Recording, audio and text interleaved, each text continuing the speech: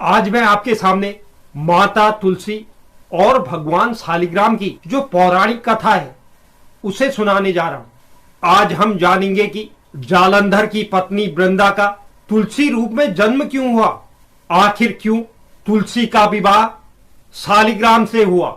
इस रोचक विषय पर प्रकाश डालेंगे। वृंदा से तुलसी रूप में प्रकट हुई माता तुलसी की महिमा ऐसी है कि जिस घर में तुलसी होती है वहां यमदूत भी असमय नहीं आ सकते। मृत्यु के समय जिसके प्राण मंजरी रहित तुलसी और गंगाजल मुख में रखकर निकल जाते हैं, वह पापों से मुक्त होकर बैकुंठ धाम को प्राप्त करता है। इस तुलसी की महिमा ऐसी है, जो मनुष्य तुलसी और आंवलों की छाया में पितरों का श्राद्ध करता है, उसके पितर मोक्ष को प्राप्त करते हैं। आज मैं उसी माता तुलसी की सच्ची पौराणिक कथा आपको सुनाने जा रहा हूं। अगर आप चैनल पर नए हैं तो आप चैनल को जरूर सब्सक्राइब कर लीजिए और बेल नोटिफिकेशन भी ऑन कर लीजिए, जिससे चैनल पर अपलोड होने वाली हर एक वीडियो का नोटिफिकेशन आपके पास सबसे पहले पहुंचे। और आप वीडियो को लाइक जरूर करें और शेयर भी जरूर करें। तो चलिए हम जानते हैं कि आखिर क्यों माता तुलसी का विवाह भगवान शालिग्राम के साथ होता है। एक बार भगवान शिव ने अपना तेज समुद्र में फेंक दिया। उससे एक महातेजस्वी बालक का जन्म हुआ। यह बालक आगे चलकर जालंधर के नाम से पराक्रमी दैत्य राजा बना। इसकी राजधानी का नाम जालंधर नगरी थी। दैत्यराज कालनेमी की कन्या वृंदा का विवाह जालंधर से हुआ। जालंधर एक महाराक्षस था। वह अपने सत्ता के मद में चूर होकर उसने माता लक्ष्मी को पाने की चाह में युद्ध किया, परंतु समुद्र से ही उत्पन्न होने के कारण माता लक्ष्मी ने उसे भाई के रूप में स्वीकार किया। यानी कि समुद्र मंथन से माता लक्ष्मी भी प्रकट हुई थी, और जब भगवान शिव के तेज से समुद्र से ही जालंधर भी उत्पन्न हुआ था, तो इसलिए इन दोनों में भाई बहन का नाता हो गया।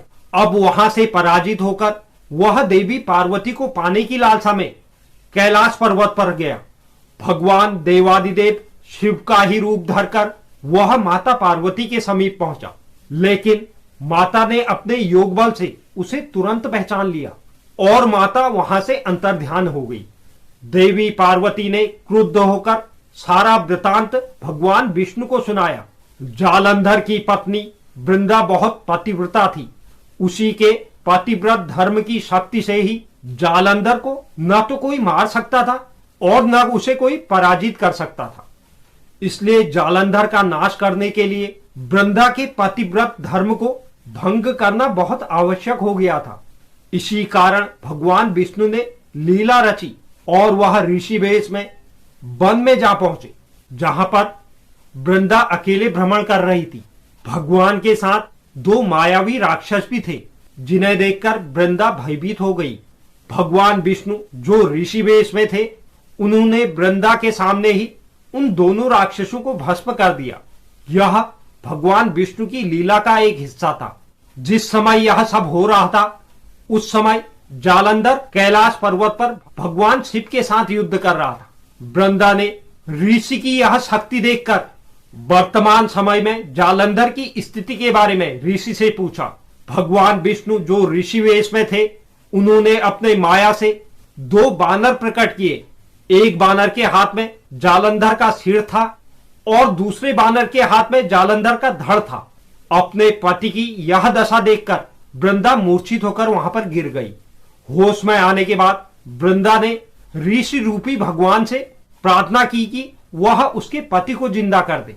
भगवान ने अपनी माया से पुनः से जालंधर का सिर उसके धड़ से जोड़ दिया, लेकिन स्वयं भी वह उस शरीर में प्रवेश कर गए। अब वृंदा को तो इस छल का तनिक भी आभास नहीं था। जालंधर बने भगवान के साथ वृंदा पतिव्रता का व्यवहार करने लगी, जिससे वृंदा का सतीत्व भंग हो गया। ऐसा होते ही वृंदा का पति जालंधर युद्ध में हार गया। अब यह जो भगवान विष्णु की लीला हो रही थी, उसका जब वृंदा को पता चला, तो उसने क्रुद्ध होकर भगवान विष्णु को हृदयहीन शिला होने का श्राप दिया। अपने भक्त के श्राप को भगवान विष्णु ने स्वीकार किया, क्योंकि वृंदा विष्णु भक्त थी और शालिग्राम पत्थर बन गए। सृष्टि के पालनहर्ता का पत्थर बन जाना पूरे ब्रह्मांड के लिए परेशानी का विषय था। ब्रह्मांड में असंतुलन की स्थिति बन गई थी। यह सब देखकर सभी देवी देवता एकत्र हुए और वृंदा से प्रार्थना की कि वह भगवान विष्णु को श्राप से मुक्त कर दे। सभी देवी देवताओं की बात मानते हुए देवी वृंदा ने भगवान विष्णु को तो श्राप से आजाद कर दिया, लेकिन स्वयं आत्मदाह कर लिया। जहां वृंदा भस्म हुई वहां तुलसी का पौधा उगा। तो भगवान विष्णु ने वृंदा से कहा, हे वृंदा, तुम अपने सतीत्व के कारण मुझे माता लक्ष्मी से भी तुम अधिक प्रिय हो गई हो। अब तुम तुलसी के रूप में सदा मेरे साथ रहोगे। तब से हर साल कार्तिक महीने के देव उत्थान एकादशी का दिन तुलसी विवाह के रूप में मनाया जाता है।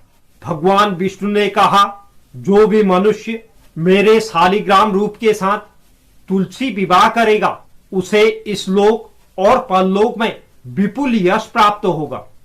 उसी दैत्य जालंधर की यह भूमि जलंधर नाम से विख्यात हुई। सती वृंदा का मंदिर मोहल्ला कोट किशनचंद में स्थित है। कहते हैं कि इस स्थान पर एक प्राचीन गुफा भी थी जो सीधी हरिद्वार तक जाती है। सच्चे मन से 40 दिन तक सती वृंदा देवी के मंदिर में पूजा करने से किसी भी व्यक्ति के सभी मनोरथ पूर्ण होते हैं। तो यह शालिग्राम और तुलसी विवाह के संबंध में जो पौराणिक कथा थी, उम्मीद करता हूं यह कथा आपको पसंद आई होगी। उम्मीद करता हूं यह जानकारी आपको पसंद आई होगी।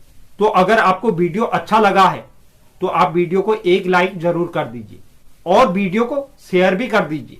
साथ ही जो नए व्यूअर्स चैनल पे हैं, चैनल को सब्सक्राइब कीजिए और बेल नोटिफिकेशन भी ऑन कर लीजिए, जिससे इस तरह की वीडियो का नोटिफिकेशन आपके पास सबसे पहले पहुंचे। धन्यवाद।